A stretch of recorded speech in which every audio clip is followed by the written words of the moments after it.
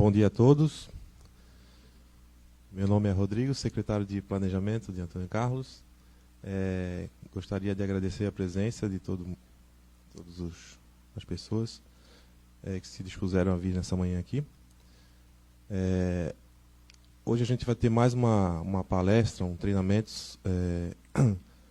que vai culminar na abertura da revisão do plano diretor do município, que a gente tem que fazer por lei a revisão de 10 em 10 anos do plano diretor. Então, como o nosso plano é de 2010, em 2020 a gente vai ter que fazer a revisão. Então, a gente está fazendo essas palestras, esse treinamento da população, para que o plano diretor saia o mais perfeito possível, né?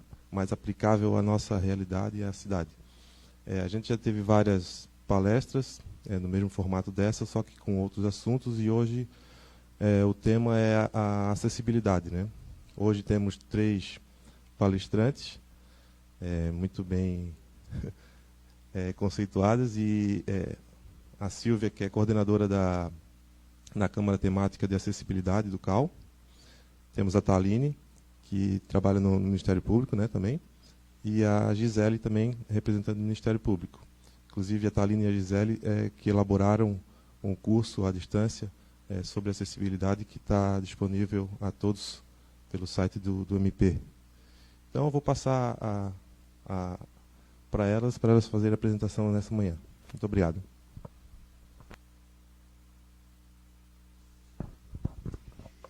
Bom dia a todos, né? Primeiramente, eu queria dizer que é uma alegria, né, estar participando aqui em Antônio Carlos, né, desse momento, desse tema tão importante que é a acessibilidade, e agradecer à Secretaria de Planejamento, à Prefeitura de Antônio Carlos, em nome do Rodrigo, da Heloísa, né, para a gente poder trazer esse tema, no caso, né, a acessibilidade, que a gente tem essa preocupação junto ao Conselho de Arquitetura também. Eu vou fazer uma pequena introdução. Quem vai falar realmente do tema são as nossas outras arquitetas, né, do Ministério Público. E eu só vou fazer uma pequena introdução sobre o Conselho de Arquitetura, para vocês terem uma noção, né, acho que a maioria aqui faz parte, conhece, enfim, mas eu acho que é importante saber como que o Conselho de Arquitetura hoje está trabalhando, a preocupação, né, e o que ele vem fazendo, né, é um conselho novo, né? Então, aqui, por exemplo, né, nós temos aqui a pergunta que as pessoas se fazem, né? O CAU, então, o Conselho de Arquitetura e Urbanismo, qual é o seu papel, o que é ética, moral, disciplina, que são, né, situações que o Conselho hoje tem bastante em alta, né, como é o Código de Ética e como o arquiteto deve atuar, né? Então, para conhecimento, o CAU ele é uma autarquia federal. Ele foi criado pela Lei 12.378, de 2010, né, e ela tem um caráter uniprofissional. Tá? Ele está presente em todo o território nacional e regulamenta o exercício da arquitetura e urbanismo. Então, todo profissional, né, arquiteto que queira exercer a profissão precisa estar registrado no Conselho de Arquitetura. Né? Então, aqui a gente vai falar um pouquinho do papel e dos objetivos do CAU, né? Então, os objetivos, né? E o CAU ele está para orientar, né? Para disciplinar e fiscalizar o exercício da profissão, né? O que quer dizer isso? O CAU ele não apenas ele vai fiscalizar o profissional. O trabalho dele é entregar para a sociedade um profissional habilitado, né? Que trabalhe de maneira correta. Então, o CAU ele não trabalha apenas para os arquitetos, ele trabalha para a sociedade civil num todo. Né? O CAU ele procura promover o aperfeiçoamento do exercício da profissão, né? Então, ele sempre está buscando meios de estar melhorando e trabalhando por isso. Zelar pelo respeito aos princípios da ética e disciplina, né? Que é sempre trabalhar com ética cada vez mais em alta, né? E defender o interesse e a segurança da sociedade, como eu falei, né? Então, uma coisa bastante importante de se falar é que, né, é uma autarquia especial, né? sendo um braço do Estado, ela deve buscar a defesa da sociedade em harmonia com a afirmação, valorização da profissão. Então, a gente quer entregar para o mercado realmente arquitetos que valorizem a profissão, que a gente realmente tenha dentro, além do respeito, a gente consiga ter obras realmente e trabalhos, enfim, com segurança, né? O Conselho de Arquitetura, ele é formado pelo Conselho Federal, que fica em Brasília, né? E aí existem os conselhos estaduais, né? Nós somos do Conselho de Arquitetura de Santa Catarina e aí, através do registro que a pessoa tem, nós temos o nosso registro, ele é para o Brasil todo, né? Então, existe um registro que a pessoa tem que ter na hora de emitir o seu registro de responsabilidade técnica, né? O CAL, ele é formado por comissões, né? Então, as comissões, elas trabalham em prol dessa melhoria. Então, a comissão de ensino, de exercício profissional, de ética, de organização, né?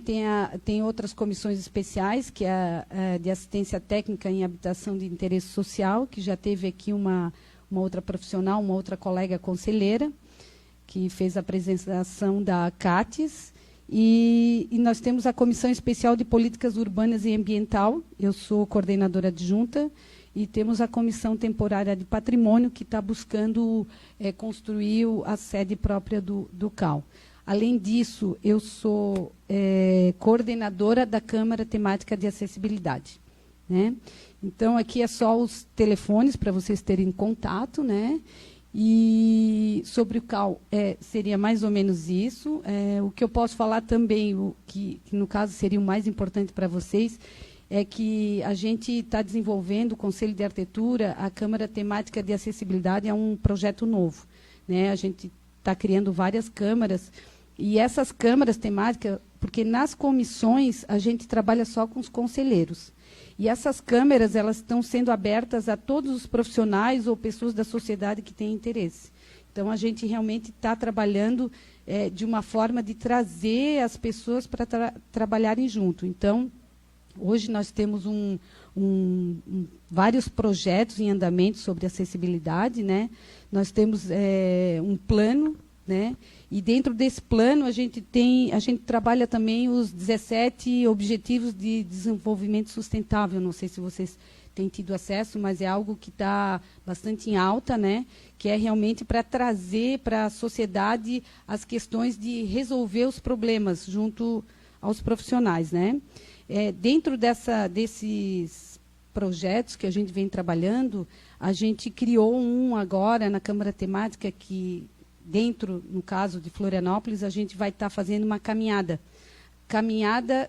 Ela vai ocorrer, a caminhada acessível, ela vai ocorrer dentro da Semana Inclusiva de Florianópolis, que agora é do dia 16 a 21, acontece em Florianópolis. E no dia 18, estão todos convidados, dia 18, às 10 horas da manhã, na frente da Catedral Metropolitana, né, a gente vai sair e vai estar com várias pessoas com deficiência e mobilidade reduzida. E nós vamos fazer uma caminhada pelo centro, em uma quadra. Vamos ter paradas técnicas para mostrar o que está certo e o que está errado dentro da cidade.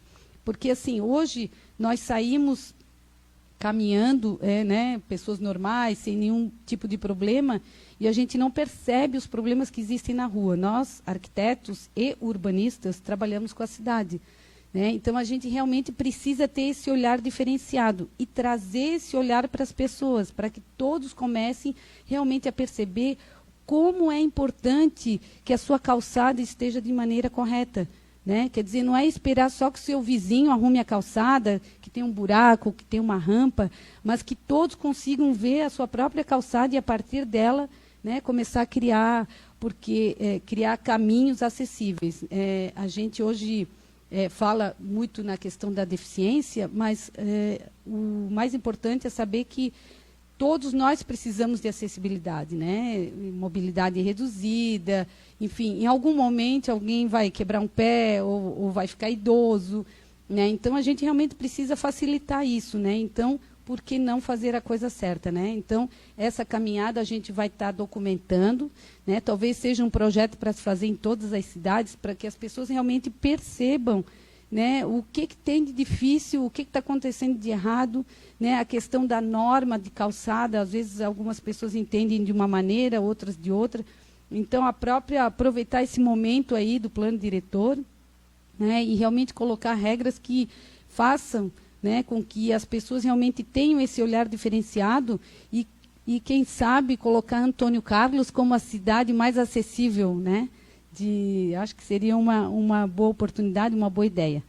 Então, assim, era isso, né, o recado do Conselho de Arquitetura, né, que a gente realmente possa tem esse olhar e os profissionais, eles têm ainda mais, né, mais responsabilidade sobre isso, porque a gente estuda para isso, né? Então, a gente precisa, além de colocar em prática, ensinar os outros e ajudar nessa perspectiva, tá? Então, eu agradeço, né, todos, é só uma pequena introdução, né, as nossas colegas aqui é que vão... Eu deixo a palavra, então, com a Thaline, né, e acho que é a Thaline agora... A Gisele, desculpa. Obrigada.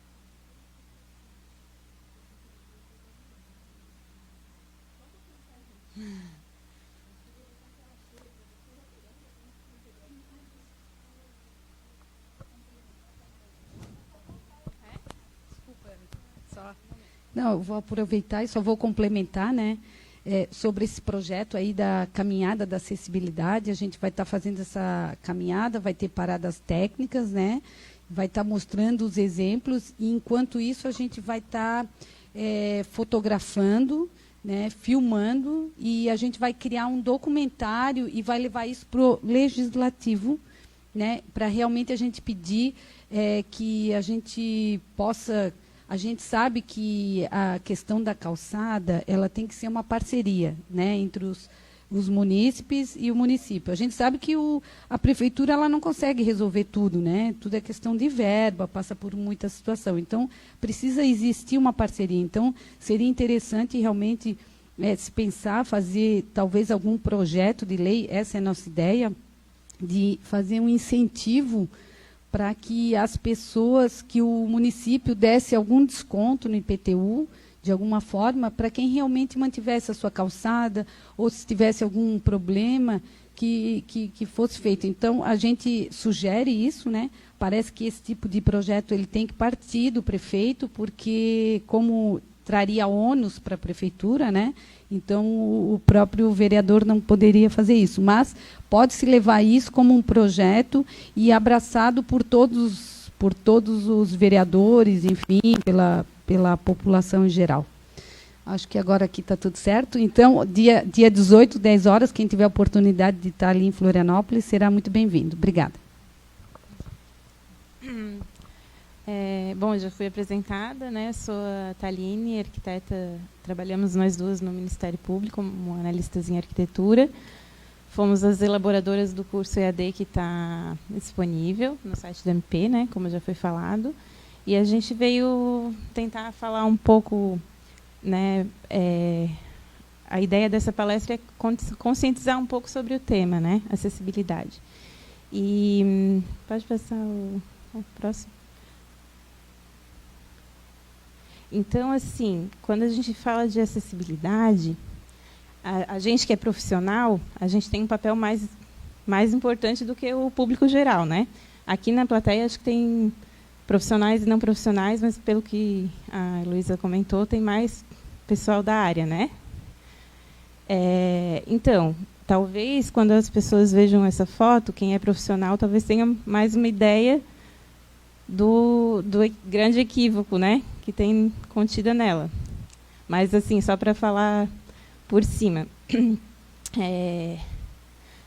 o piso de bolinha, né, que está ali mais desbotado na borda do meio-fio, ele não deveria estar ali, né, porque, primeiro, o piso em si não tem os parâmetros que a norma coloca para ser piso de alerta, e o piso de alerta não deveria ser aplicado em toda a continuidade do meio-fio. Então, não era para ele estar ali. Aí, provavelmente, quebraram três pedrinhas e eles, né, repuseram com o piso direcional. Mais mal aplicado ainda, né? Então, o que acontece quando a gente tenta adaptar sem realmente entender para que as coisas servem? Acontecem coisas desse tipo.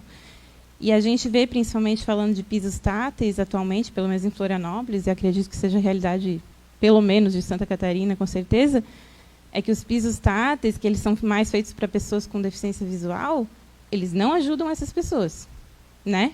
Eu, se tivesse deficiência visual, né, eu uso óculos, mas, enfim, se eu fosse uma pessoa de baixa visão ou uma pessoa cega, eu não usaria esses pisos, porque eles estão sempre aplicados de forma equivocada, né? Pode passar o próximo slide.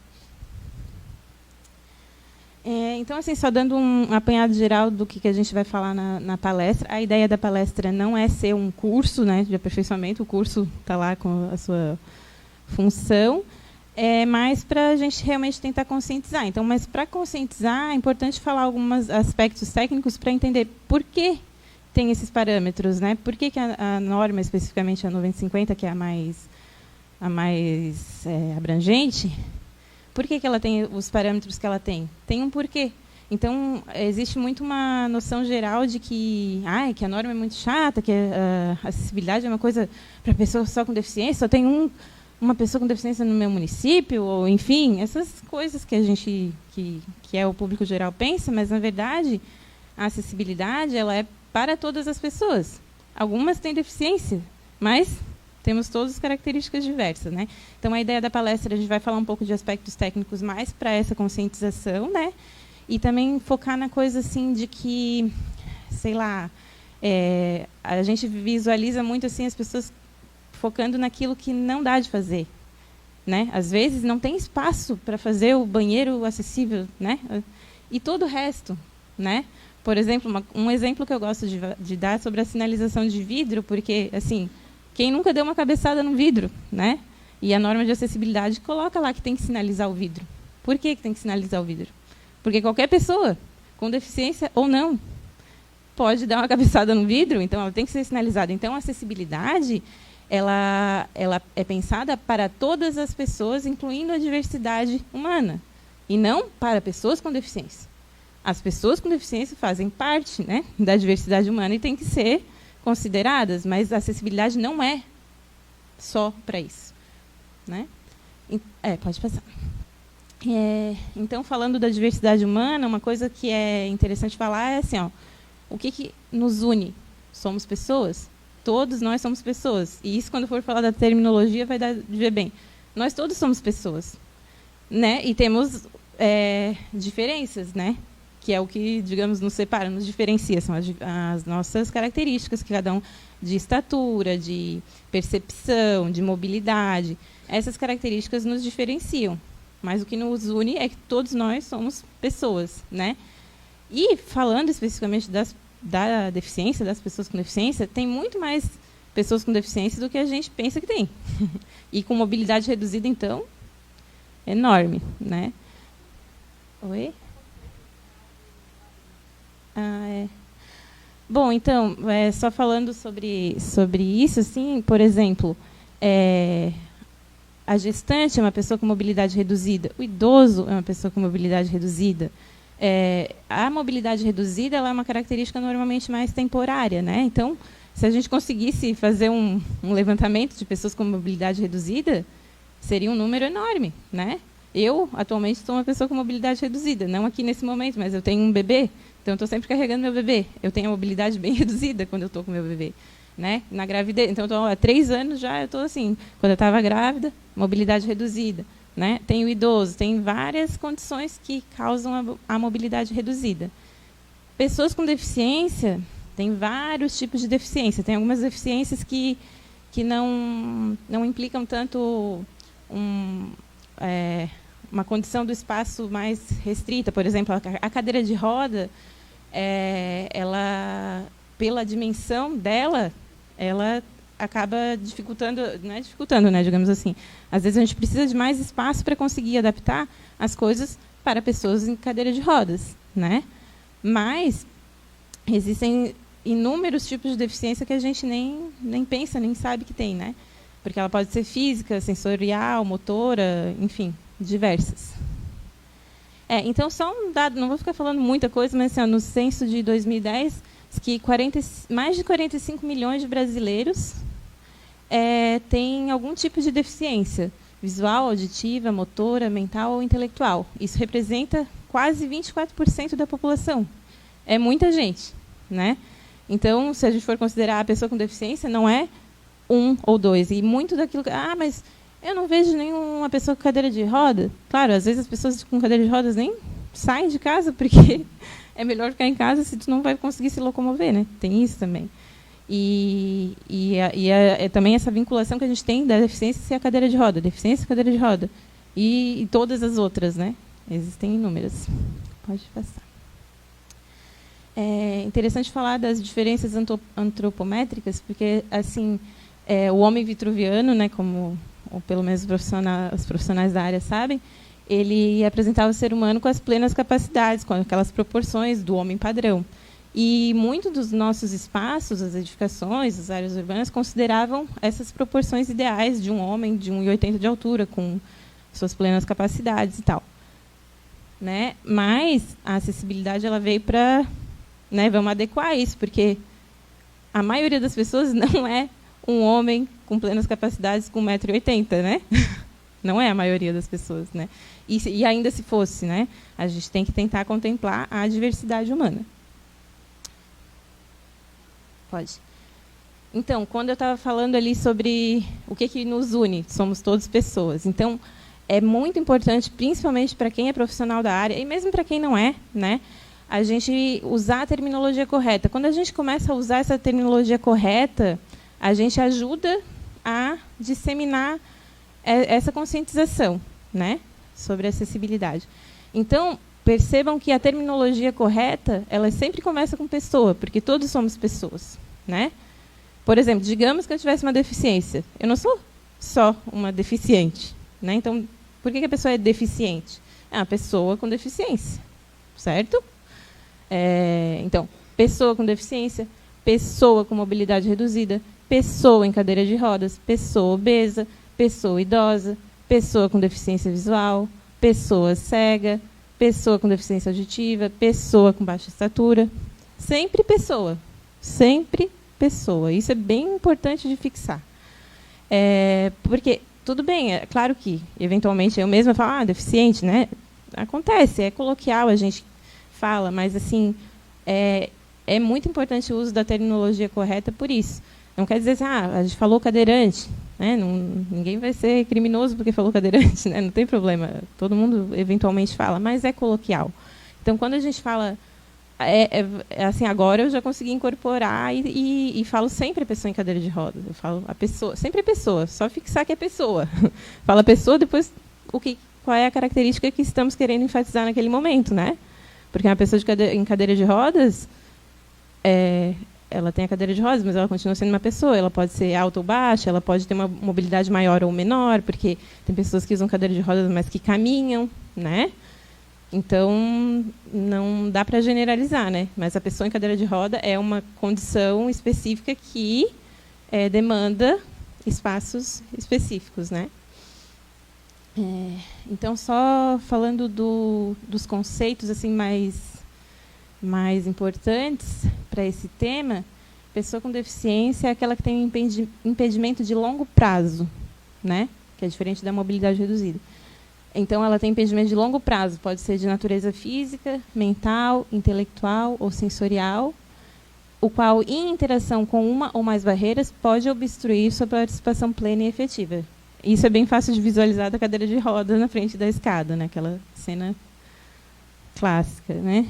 Mas, né, daria de dar aqui inúmeros exemplos sobre isso. A pessoa com mobilidade reduzida é aquela que tenha, por qualquer motivo, dificuldade de movimentação, que pode ser permanente ou temporária, né? Normalmente a pessoa que precisa andar de muleta sempre é uma característica permanente, né? Mas a mobilidade reduzida, a maioria dos exemplos é temporária, né? Então, e daí isso reduz a mobilidade dela, né? A flexibilidade, a coordenação motora ou a percepção. Inclui, normalmente, como eu estava falando, idoso, gestante, lactante, a pessoa com criança de colo e a pessoa obesa. Agora, vou passar a bola para a Gisele. Bom dia para todo mundo. Já fui apresentada, mas, enfim, meu nome é Gisele, eu também sou arquiteta do Ministério Público, analista em arquitetura como a Thaline, né? A gente vai se alternar um pouco, né, nos temas aqui, para cada uma falar um pouquinho, né? Então, retomando o que a Thaline estava falando, aquela hora que ela menciona a deficiência em interação com uma ou mais barreiras pode causar um impedimento. Como é que funciona isso? Deficiência, a pessoa pensa, a pessoa tem uma deficiência, ela não pode, nem sempre. Existe uma deficiência e tem que haver também uma barreira. Só a soma das duas gera uma restrição. Então, por exemplo, existe um degrau, mas eu sou uma pessoa que caminha e consegue subir um degrau. Então, para mim, não há restrição nenhuma. Uma pessoa está na cadeira de rodas, mas o piso é liso e não tem obstáculos. Então, ela também não tem nenhuma restrição à sua locomoção.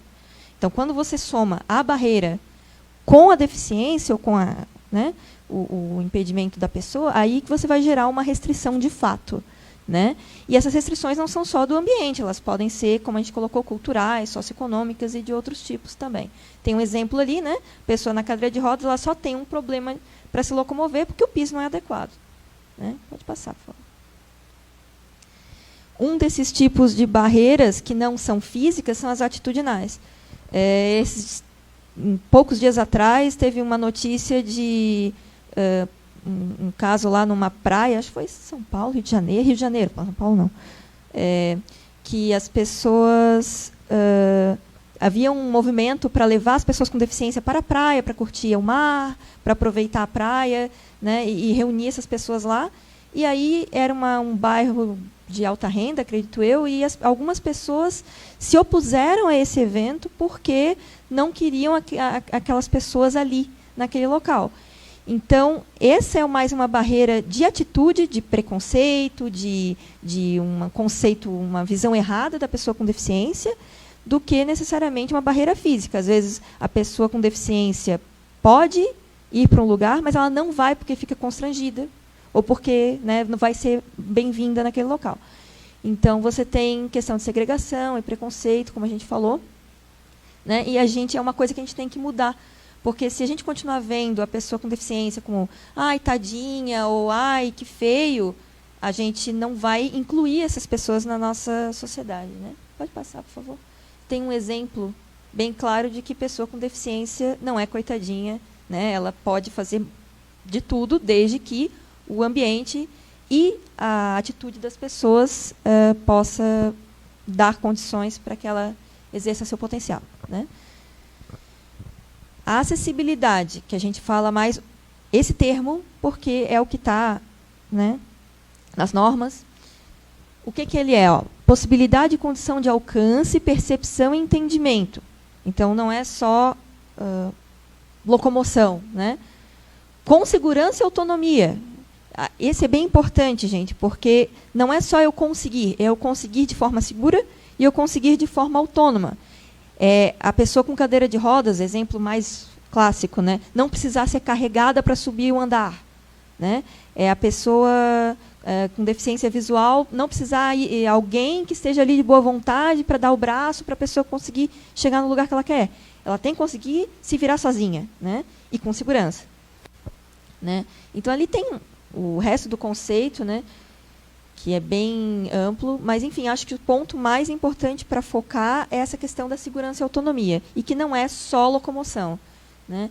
A Secretaria Nacional de Promoção dos Direitos da Pessoa com Deficiência também traz essa propriedade, que é um atributo essencial do ambiente, que garante a melhoria da qualidade de vida das pessoas. Como a Thaline falou, todas as pessoas.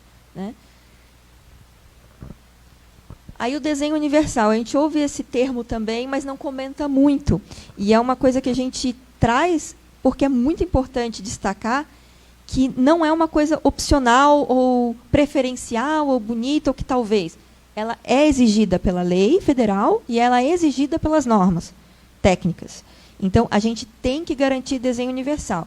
Ele é um pouco mais abstrato no sentido de aplicação, mas quando você tem a mentalidade de aplicar o desenho universal, enraizado num projeto ou na hora de conceber as leis, você acaba incorporando isso e ele se torna natural. Então, o que é o desenho universal? Concepção de produtos, ambientes, programas, serviços a serem utilizados por todas as pessoas, de novo, sem necessidade de adaptação ao projeto específico. Então, não é assim, vou projetar uma escola e depois eu faço um projeto de acessibilidade para ela. Ou depois a gente adapta. Não. Isso tem que vir desde o conceito do local. Se ele já existir, claro, você vai adaptar. Mas quando você elabora um projeto, ou você concebe um espaço com desenho universal, ele já vai desde o início seguinte. Não é adaptado, não é a exceção. Todo mundo usa de tudo.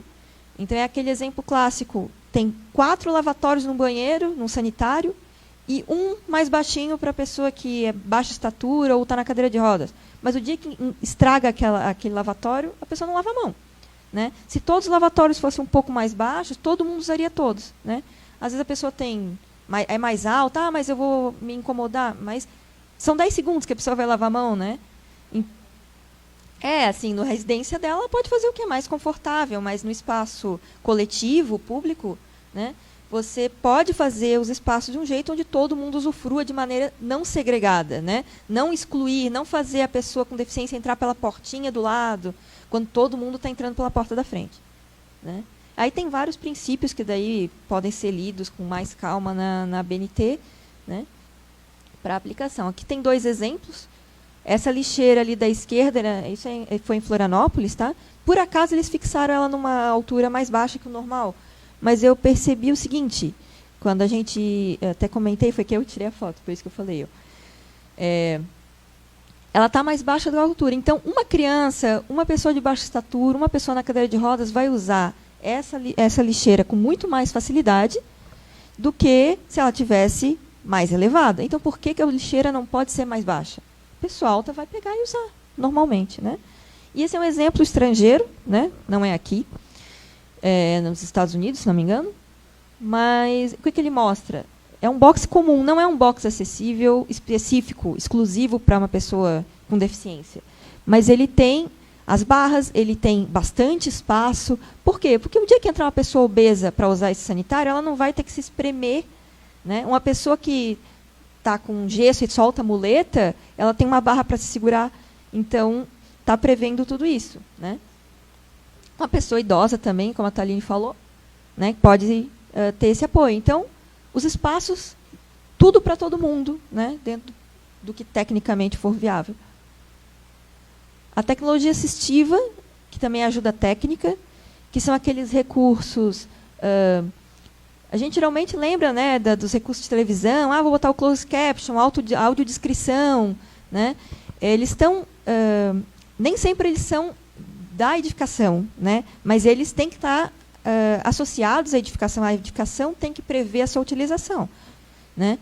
Então, por exemplo, se eu tenho um intérprete de Libras, onde eu vou deixar essa pessoa? Né? Num auditório, por exemplo. Se eu tenho, por exemplo, um cão-guia, ali é um exemplo, né? Apesar de ele ser um ser vivo, ele é uma tecnologia assistiva também. Se a pessoa vai com um cão-guia num espaço, onde fica esse cachorro, sabe? Onde a pessoa vai ficar com esse cão? Né? Então, são só alguns exemplos. O módulo de referência é o que acontece, como a Thaline explicou. Antes a gente considerava o homem padrão. O homem padrão é uma pessoa que fica em pé, né? E ela ocupa um espaço ao redor dela, que depois a gente vai ver. A pessoa em cadeira de rodas é um espaço bem maior que ela precisa. E comparado com outras situações da diversidade humana, ela é o mais crítico. Então, quando você dimensiona espaço, você toma a cadeira de roda como referência. Por isso, o módulo de referência. Né? Ele tem 1,20 por 80, mas, enfim, isso está na norma. Não vamos falar tanto de número aqui, mas só para ilustrar. Porque esse termo aparece bastante. Aqui algumas leis e normas que são essenciais para a aplicação da acessibilidade. Né? Tem leis federais, 10.048, e principalmente, no caso de edificações, a 10.098, né? Que tem alguns critérios, mas ela precisou de uma regulamentação. Aí entrou o decreto 5296, que é chave, porque ele tem parâmetros mais palpáveis, né? Mais técnicos. Isso. Aí, em 2015, entrou uma lei nova, que é a Lei Brasileira de Inclusão, que é a 13146. Essa lei, ela atualiza um monte de coisa e ela amplia a acessibilidade de maneiras muito importantes, né? Vale realmente a leitura. E aí temos tanto que a norma BNT 9050, que é o ponto de referência para acessibilidade em edificações, sem sombra de dúvidas, ela foi atualizada em 2015, depois dessa lei de 2015. Antes ela era de 2004, para concordar com o decreto de 2004. Né? E aí tem a norma ali aqui embaixo, que talvez nem todo mundo conheça, que é a 16537, que é uma norma só de piso tátil. De tão elaborado, tão cheio de detalhes, que esse assunto ele tem uma norma separada. Né? O Estatuto da Cidade a gente incluiu aqui, porque como o tópico é plano diretor, é a revisão do plano diretor aqui do município, né? Essa revisão ela tem que se basear, né, no Estatuto da Cidade. E o Estatuto da Cidade fala em acessibilidade. Né? A gente citou 2 momentos aqui em que ele menciona, são inclusive momentos que foram atualizações recentes, você vê 2018, 2015. Né? Mas você tem que garantir acessibilidade nas edificações por lei federal. Isso tem que ser incorporado no plano diretor. Inclusive, o artigo 41 fala ali, ó, na elaboração de plano diretor, a elaboração de plano de rotas acessíveis. A gente vai ver o que é uma rota acessível mais para frente, mas significa interligar os espaços de maneira acessível. Não é só A e B ser acessível, o trajeto entre os dois também. Os parâmetros antropométricos, que são o quê? São aqueles parâmetros relacionados às dimensões do nosso corpo, do corpo humano, né? E que vão ser parâmetros para você elaborar um espaço. Né? Então, cada pessoa precisa de um espaço ao redor. Como a gente falou, o módulo de referência é o mais crítico, né, o da cadeira de rodas, mas uma pessoa em pé ocupa, no mínimo, um diâmetro de 60 centímetros. 60, 60. Então, esse é o mínimo do mínimo de espaço que a pessoa precisaria, por exemplo, dentro de um box de banheiro. 60 por 60, sem esbarrar em nada. Né? No mínimo. Então, assim, ó, quais são as palavras-chave ali? Circulação, manobra, aproximação, transferência e alcance. Não é só chegar, é conseguir usar. Né? E, assim, a norma tem dimensões mínimas, mas, dependendo do caso, nem sempre o mínimo é suficiente. Né? Antigamente, a norma da versão 2004, ela tinha, por exemplo, o sanitário mínimo 1,70 por 1,50. A pessoa ia lá, copiava aquele sanitário, jogava no seu projeto. E aquilo ali, se você for analisar, não atendia bem, porque a pessoa não conseguia manobrar uma cadeira de rodas ali dentro. Né? Então, o mínimo existe para, né, que nunca seja... para que seja viável de alguma forma, mas nem sempre aquilo ali atende a um ambiente acessível de fato. Né? Aqui alguns exemplos só da norma, né, de como você precisa... Como as circulações vão ficando mais largas conforme as pessoas passam. Às vezes, por exemplo, 80 centímetros é o mínimo num vão de porta, por exemplo, ou num portal. Mas se você tiver uma circulação mais comprida, você vai precisar de mais largura. E aqui, os giros de cadeira de rodas, né, dependendo do ambiente, ele vai precisar de um giro diferente e vai precisar de mais espaço.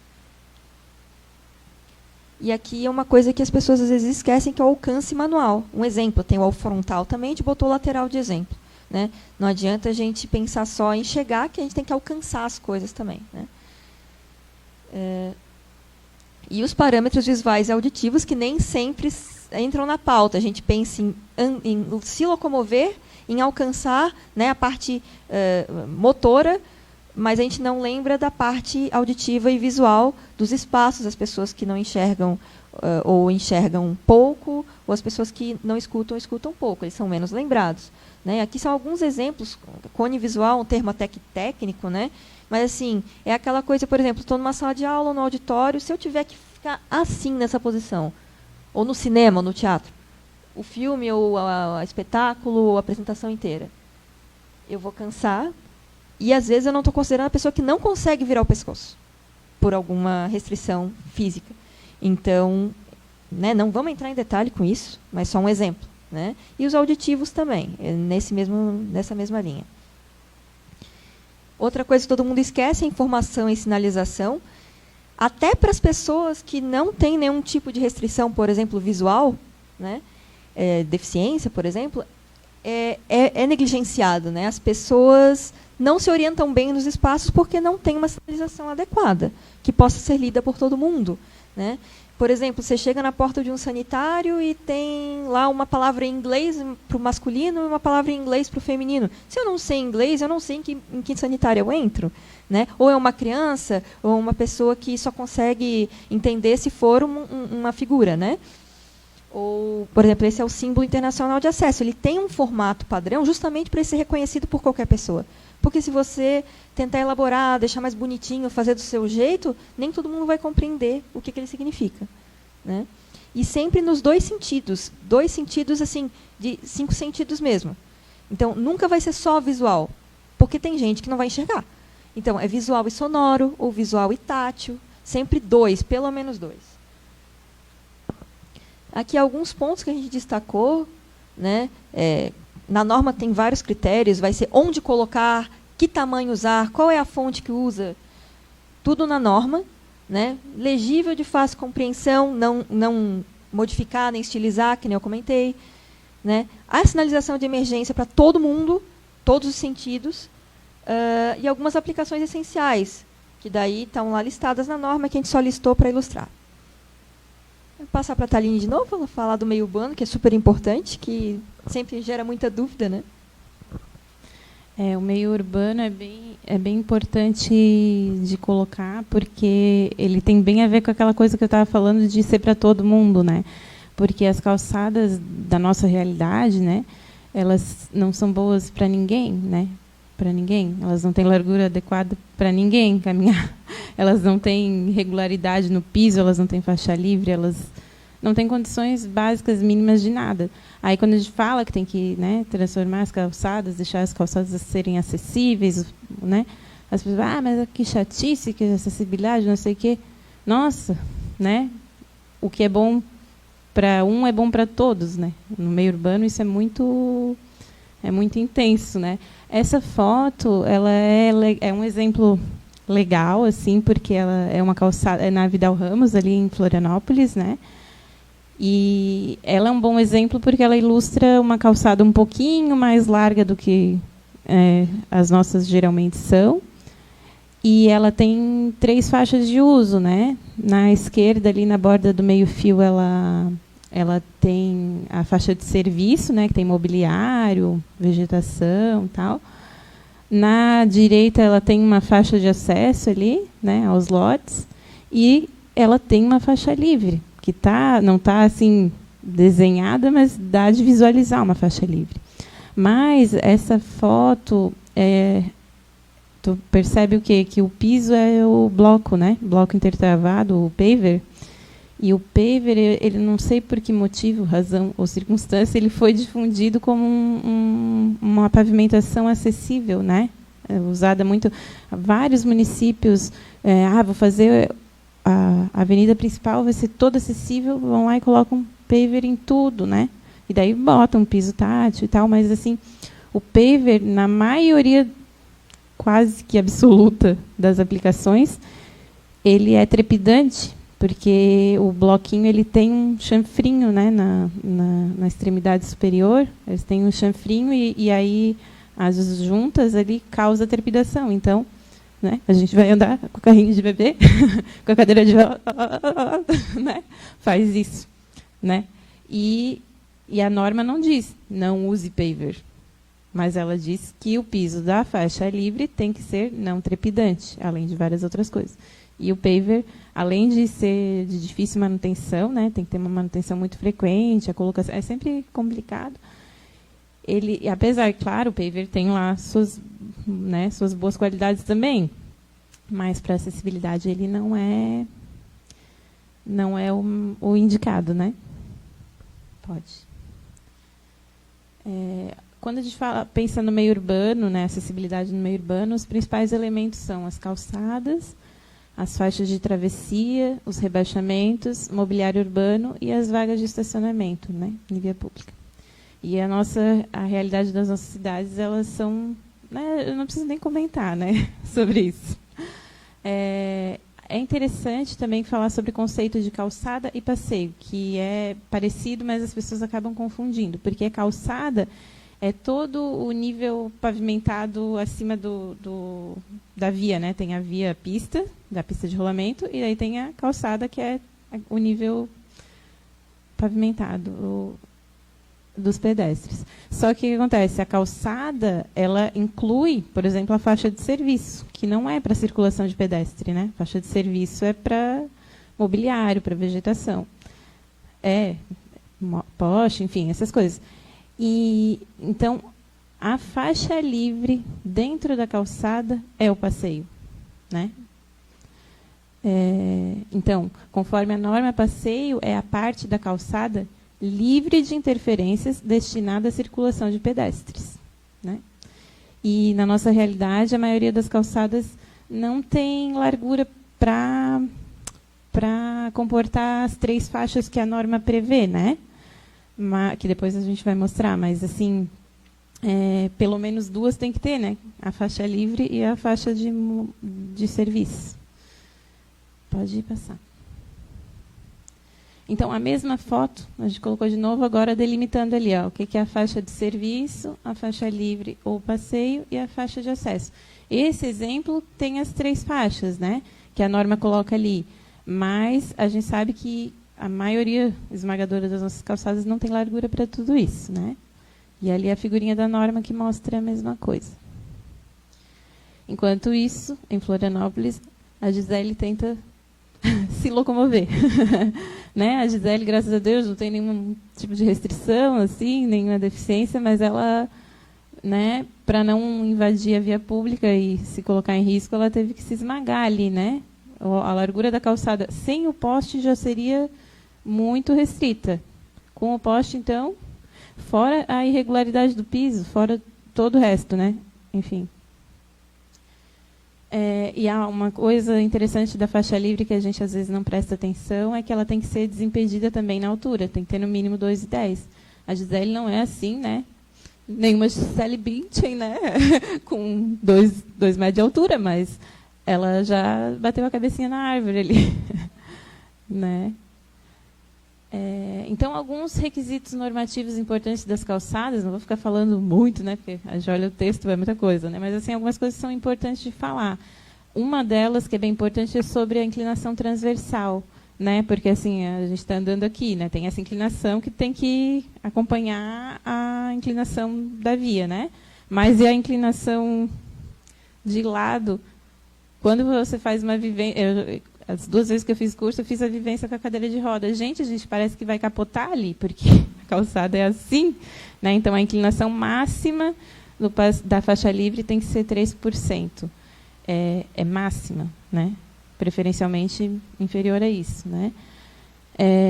Deixa eu ver. Uma outra coisa muito importante é que o acesso de veículos aos lotes não pode interferir na faixa livre. É uma coisa que a gente vê muito, né? Muito recorrente. A rua está mais baixa, meu lote está mais alto, eu quero entrar com o meu carro, e aí eu pego e enfio uma rampa na calçada para a roda do meu carro passar. E aí, como é que a gente anda, né, nessa calçada? Isso acontece, é o que mais acontece, né? Então, piso com superfície regular, firme, estável, antiderrapante, não trepidante, e que esteja o piso seco ou molhado, né? Porque às vezes o piso parece antiderrapante, aí chove e a gente toma um escorregão, né? Deve ser evitados todos os desníveis, mas assim, o que é tolerado? 5 milímetros. 5 milímetros não são 5 centímetros, 5 milímetros são 5 milímetros, né? É meio centímetro, é bem pouquinho.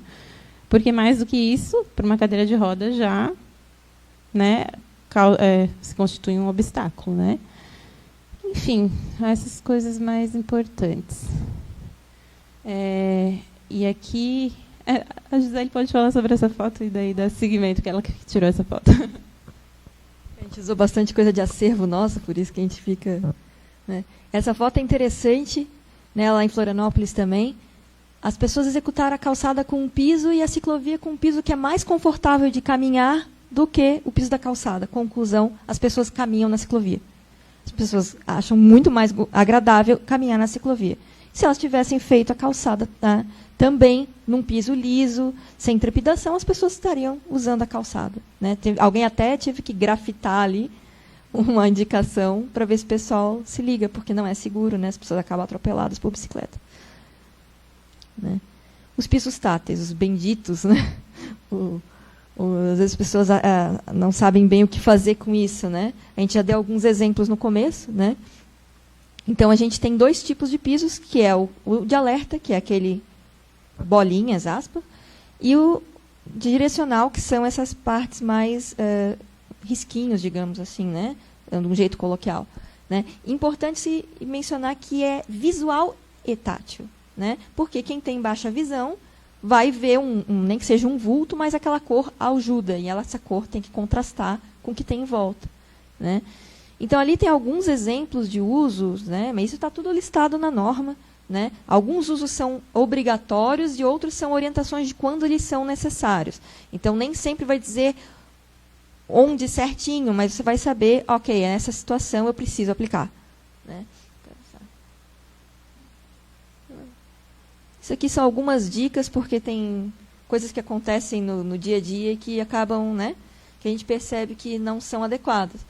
Por exemplo, assim, nem toda calçada precisa ter o piso direcional, aquela faixa no meio. Ah, mas por quê? Bom, existe uma questão da norma que fala em linha-guia.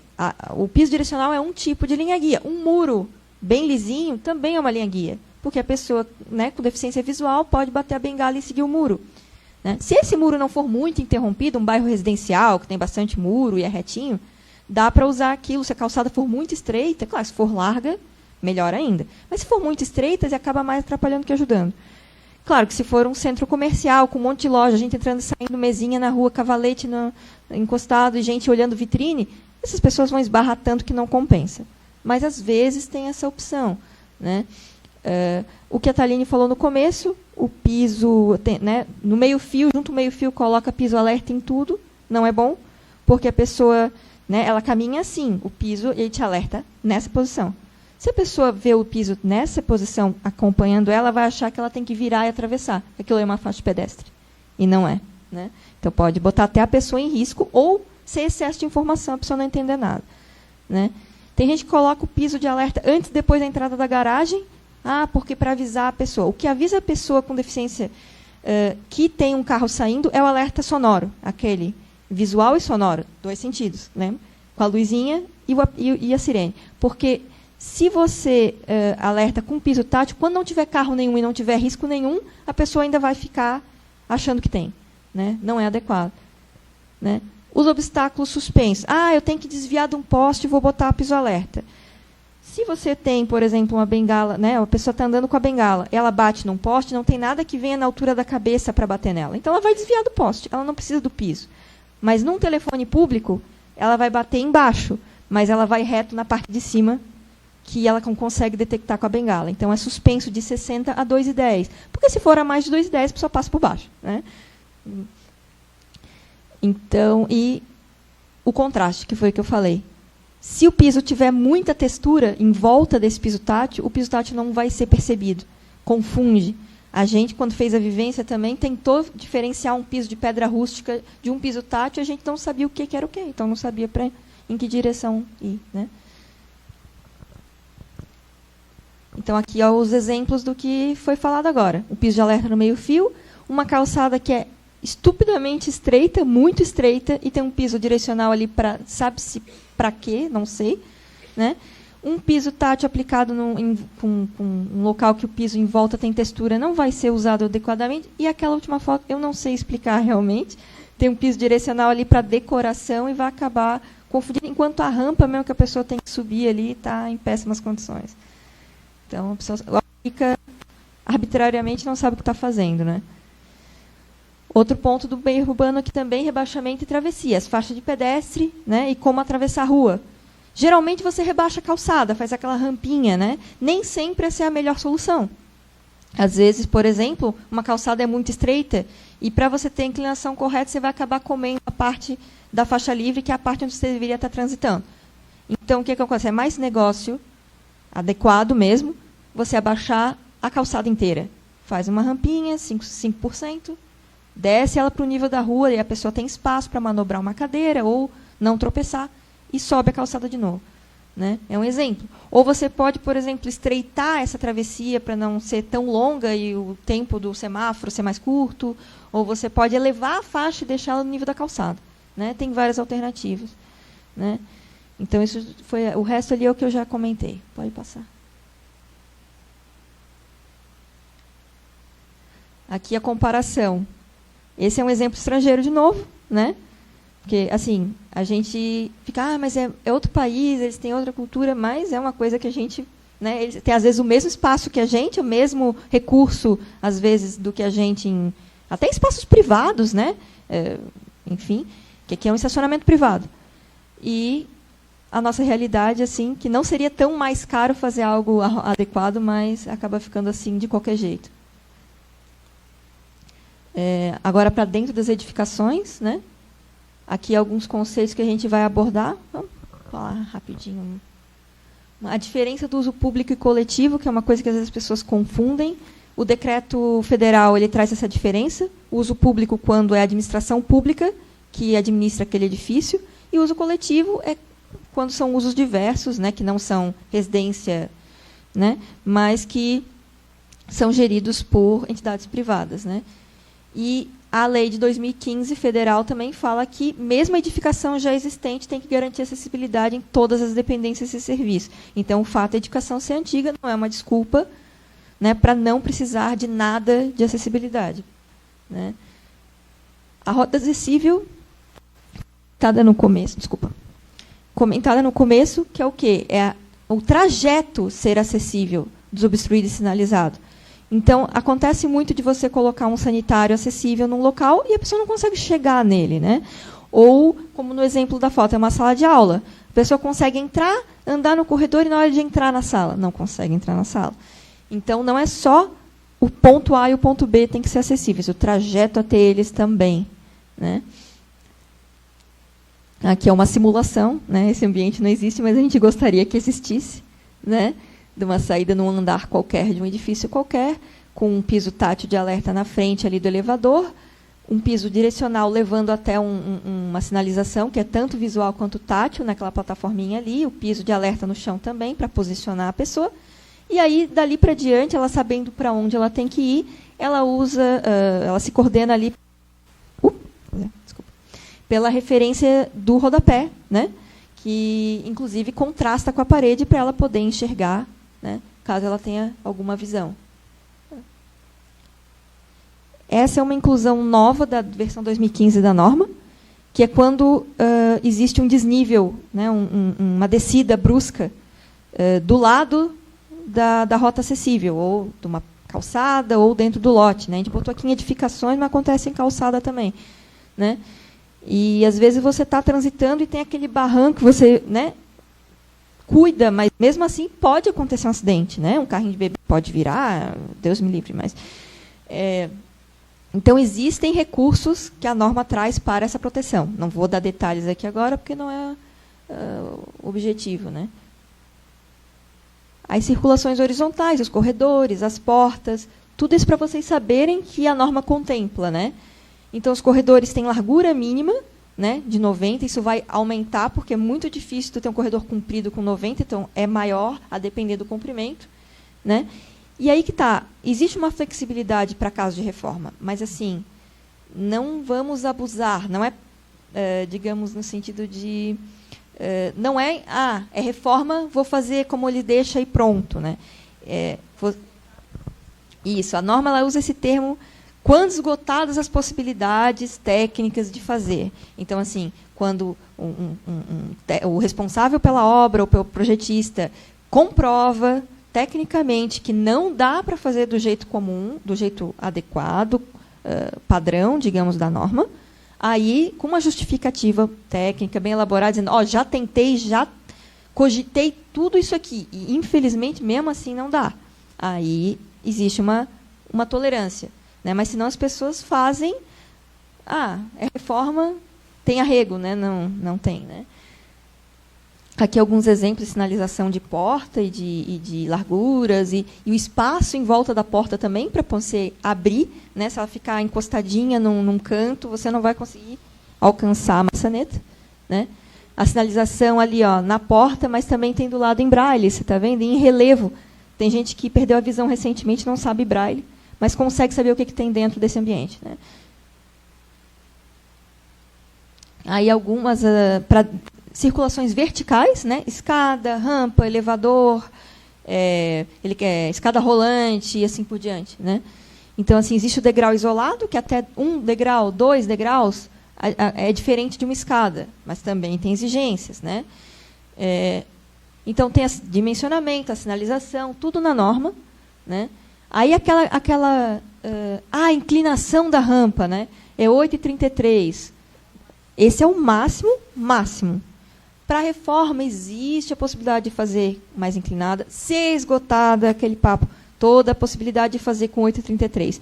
Porque quando você faz uma vivência, tenta subir uma rampa de 8,33, já é um sacrifício enorme. Né? Tem que ter patamar de tanto em tanto.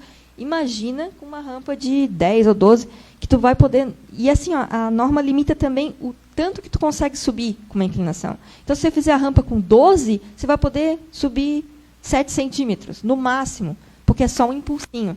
Rampão, de um andar para o outro, você nunca faz inclinação, não tem como. E o elevador, que tem uma norma separada ali, a 313, que é uma norma do Mercosul. Né?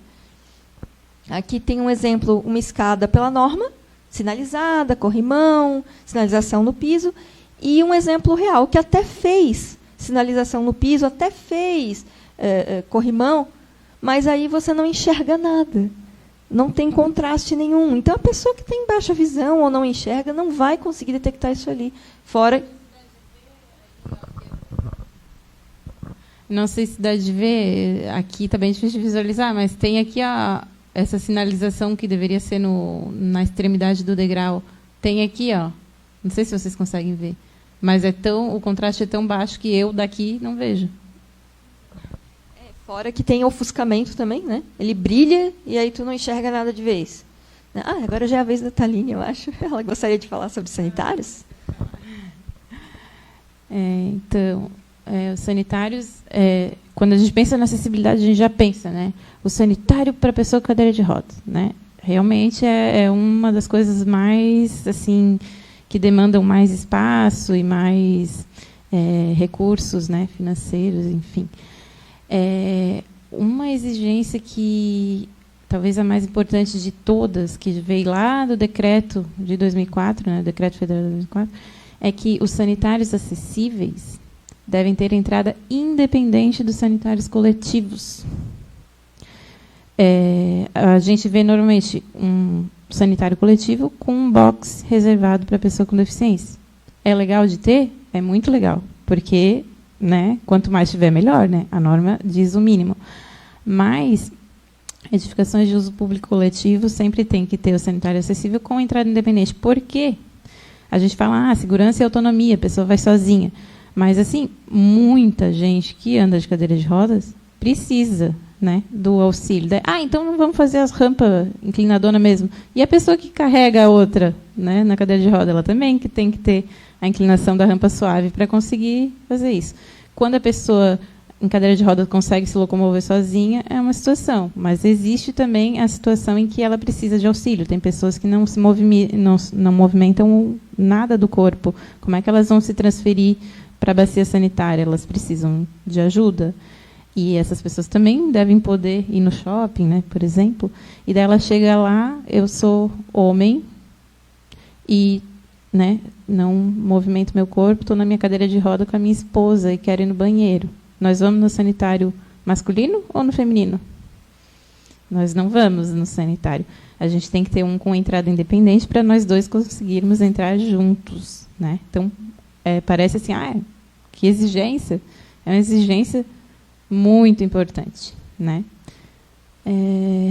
E aqui a gente não colocou assim a tabela, porque existe diferença para edificações que já eram construídas em 2004, entre 2004 e 2015, e para depois de 2015, a quantidade dos sanitários acessíveis varia um pouquinho, se é uso público ou coletivo, ou dependendo da época de construção. Mas, geralmente, no mínimo tem que ter um, né, com entrada independente. E tem uma coisa que fala lá, que até para a gente que é profissional é um pouquinho difícil de entender, que é 5% das peças sanitárias têm que ser acessíveis. E isso é mais aplicável em lugares muito grandes, por exemplo, shoppings, estádios, essas coisas que tem muito sanitário coletivo. Então, assim, por exemplo, eu vou ter lá o sanitário acessível com entrada independente e eu vou ter o sanitário coletivo. E lá dentro do sanitário coletivo, se eu for somar lá, tem, sei lá, 100 bacias sanitárias, né? 5% tem que ser acessível. Conta aquele que está lá no sanitário isolado, e aí o que faltar para completar esse 5% dentro do coletivo. E peças sanitárias são as bacias sanitárias, os mictórios, os lavatórios, né? Tem que contar sempre essas peças. Isso para o pessoal da área é bem importante, assim, facilita bem para entender, porque é meio complicado, né? Isso a Gisele já tinha falado, né, que a norma não apresenta medidas exatas agora, a versão 2015, por causa disso. Você tem que, no seu espaço, garantir condições de manobra e alcance, né, transferência, para a pessoa em cadeira de rodas conseguir usar a bacia sanitária, o lavatório, o papel, o espelho, como qualquer outra pessoa, né? É isso que você tem que atender. Não vou fazer um banheiro de 1,50 por 1,70, não necessariamente, né? Então, porque deve ser garantido o giro interno de 360 graus. Outra coisa que é importante falar, por que a porta tem que abrir para fora, né? Para quê, né? Por que tem que abrir para fora? Porque se você está na cadeira de rodas, você abre a porta, entra, fecha, né? Agora, se você entra e se vira para fechar, é bem mais difícil, você vai ter que ter muito mais espaço. Fora isso, se a pessoa lá dentro cair e alguém vai socorrer ela, não, né? Ela pode estar ali no meio do caminho, né? Outra coisa que a gente nem colocou aqui, mas que é importante, é o alarme de emergência. Em sanitário isolado, tem que ter um alarme de emergência à altura 40 do chão, porque, em caso de queda, a pessoa tem que se comunicar, não está no sanitário coletivo. Às vezes ela pode estar ali com a pessoa que está ajudando ela, e às vezes ela pode estar sozinha, né? E se ela está sozinha, ela tem que se comunicar, né? Enfim, parece assim, às vezes... isso é uma coisa que a gente nunca vê, né? Alguém já viu, eu já vi uma vez, num sanitário acessível que tinha um alarme ali, né? Não testei para ver se funcionava, mas tinha. Mas é uma exigência que parece, assim... a chatice da norma, né? Às vezes é uma questão de, sei lá, dignidade, né? E aí tem vários parâmetros, né? Ali a figurinha mostra aquilo que eu estava falando, né? Da pessoa conseguir circular dentro do sanitário e tal. Aí tem condições para as barras de apoio. Sobre a bacia sanitária, as alturas corretas, porque uma bacia muito alta ou muito baixa dificulta a transferência, né, da cadeira de roda para lá. Então, todos os parâmetros eles têm um porquê de ser, não é só uma chatice. É isso que eu ia falar. Até aquela figura que tu botou do desenho universal, era um box bem legal, mas tipo assim, o sanitário tem aquela abertura frontal. Aquela abertura frontal ela foi idealizada para outro uso, né? Uso em espaços de saúde, uns usos bem específicos, que não é para acessibilidade. Aquilo ali, na versão 2015 da norma, está claramente determinado que é proibido, porque, inclusive, pode atrapalhar, né? porque a pessoa não tem, às vezes, movimento na perna, e aí a perninha pode entrar naquele buraquinho, né?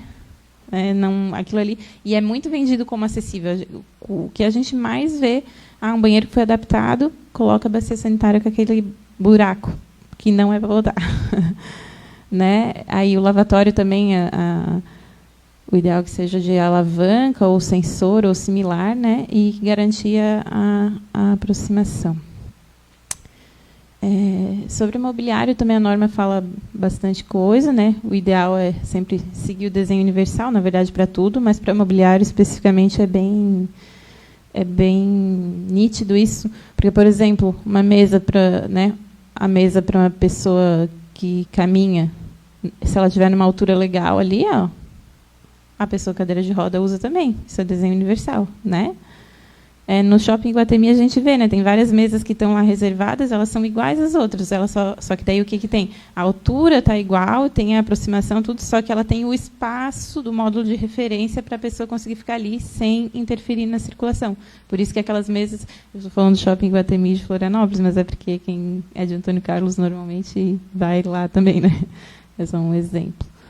Pode. E ainda sobre mobiliário, tem áreas de esperas que são aqui, sim, né, tipo, um monte de banquinho, né, como aqui é um auditório, mas tipo assim, num aeroporto tem essa configuração de cadeiras como área de espera, por exemplo, né? Aí sempre sim, em vários lugares, né, posto de saúde, em vários ambientes tem essa área de espera. E aí sempre tem que ter, né, cadeiras, assentos reservados para pessoas obesas, para pessoas com mobilidade reduzida e inclusive para pessoas com deficiência visual acompanhadas de cão-guia. E aí cadeira de rodas daí não é o assento reservado, é o espaço reservado, né, do módulo de referência, sem interferir na circulação. Não adianta dizer, não, mas cabe a cadeira de rodas ali. Daí o cara tem que ficar ali atrapalhando a circulação. Né? Não é o caso. E a gente até colocou aqui uma dica, por exemplo, às vezes tu vai, sei lá, no fórum e daí tem uma salinha que tu fica esperando ali para entrar, ou várias situações que são assim, né? E aí tem duas cadeirinhas ali para espera. Aquelas duas cadeirinhas, se chegar uma pessoa obesa, ela não vai sentar, né? Porque ela não vai caber, enfim. A pessoa com cadeira de rodas normalmente vai ficar na circulação, mas, digamos assim, naquele caso ali, não vamos botar uma cadeira para obeso, uma cadeira para... Não cabe. Mas se a gente botar uma poltroninha dupla, né, fortinha, tal, dá para todo mundo usar, dá para duas pessoas sentar, dá para uma pessoa obesa sentar, dá para reservar o espaço para a pessoa em cadeira de roda ficar ali do lado, né? Então, isso é bem desenho universal. Daí a gente pensa, mas isso aqui não se aplica, não sei o quê, mas... Né, vamos focar naquilo que dá de fazer, né? Isso é fácil de fazer. Enfim, agora acho que a Gisele...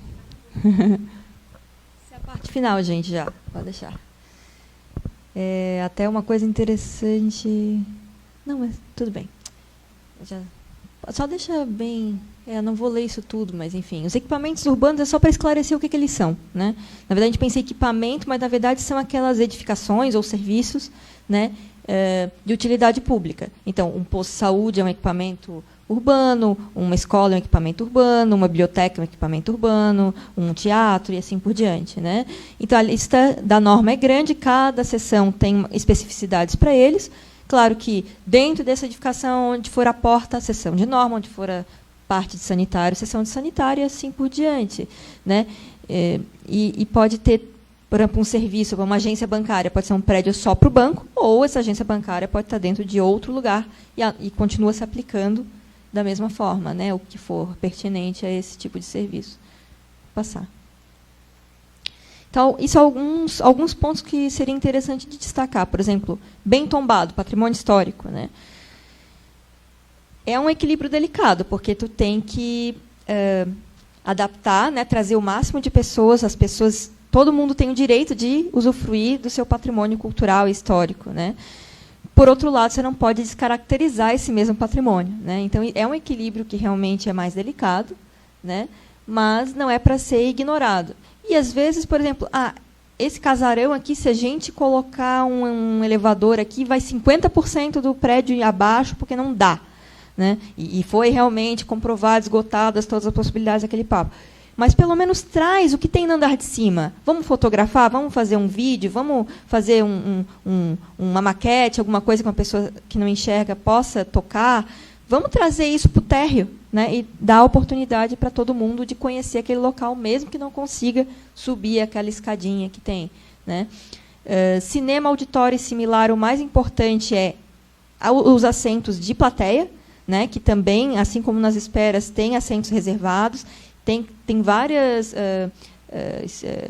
especificações para cada um deles, e posição deles, e como chegar neles, né, mas isso está na norma. E também não esquecer dos bastidores, porque a pessoa que não adianta nada as pessoas com diversas mobilidades reduzidas e deficiências estarem assistindo, se o palestrante usa cadeira de rodas e não consegue subir no palco, né, ou usar o camarim. No local de hospedagem, um hotel, se o hotel é novo, ele tem que ser todos os quartos acessíveis agora, tá? Tem na lei de 2015 traz isso. Se é um hotel que já existe, 10%, mas o ideal seria quanto mais possível, mas no mínimo 20%. Né? Pode passar. Aqui é um exemplo, só uma figura da norma quanto a um auditório, né? Para mostrar como são distribuídos esses assentos exclusivos ou espaços de cadeira de roda, para que ninguém tenha que torcer o pescoço assistindo, nem botando a cabeça para trás assim, para assistir. Né? Os parques, as praças, os locais turísticos, ó, acessíveis e com rotas acessíveis. Né? Nem tudo eu vou conseguir. É um gramado. Talvez eu não consiga ir nessa área com cadeira de rodas, mas eu consigo ver o que está acontecendo, consigo chegar perto num trilho acessível. Né? E, claro, onde for preservação ambiental, tem que agredir o mínimo possível nessa adaptação. Né? Nas escolas, escola tem de tudo dentro. Escola tem administrativa, escola tem biblioteca, escola tem sala de aula, escola tem laboratório, e cada um deles talvez esteja espalhado pela norma, mas é importante pegar em todos os cantos. Né? Especialmente a parte imobiliária e comunicação, que todo mundo esquece, e às vezes tu não consegue assistir uma aula porque não tem um recurso adequado. Né? Local de esporte e lazer, principalmente de esporte. Pessoas, por exemplo, em cadeira de rodas, que praticam esportes, elas usam aquela cadeira cambada, que tem a roda meio inclinada para fora, para não tombar a cadeira, quando joga basquete e outros esportes, enfim.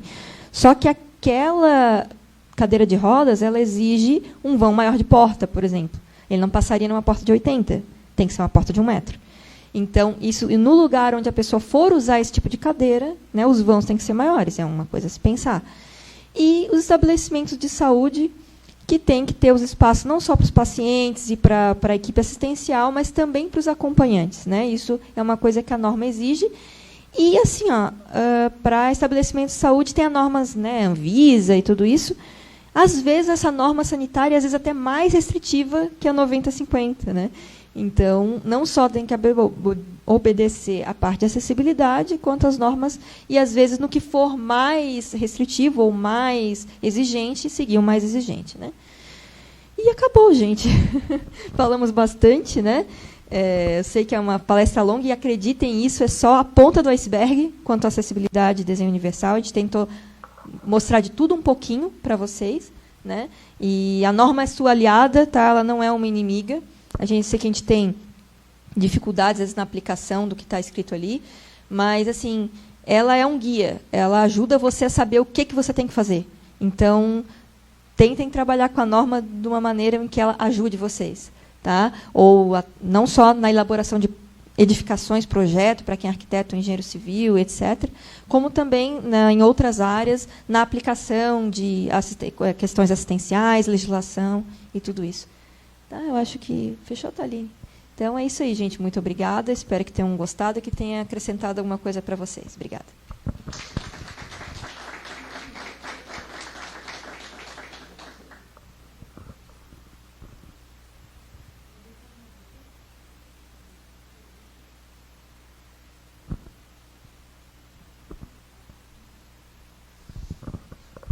Bom, gostaria de agradecer a Gisele, a Thaline e a Silvia por se dispuserem a vir até a Antônio Carlos para fazer essa palestra. Acho que já esclareceu muitas dúvidas aqui quanto à aplicação da norma de acessibilidade. E também dizer que ainda haverão outras palestras dessa, inclusive com o tema acessibilidade também, só que daí mas na questão do escolar e de saúde também, né? Porque há muitas coisas, quando se aplica a questão da prédios de saúde e escolar também, ela muda um pouco, né? Então, além dessas ainda, teremos outras até o final do ano. Gostaria de agradecer também a presença, novamente, de todos vocês e convidar para uma próxima palestra, que será, a data ainda será divulgada, né? Dia 18. A gente vai colocar nas redes sociais, aí no site da Prefeitura também. Muito obrigado.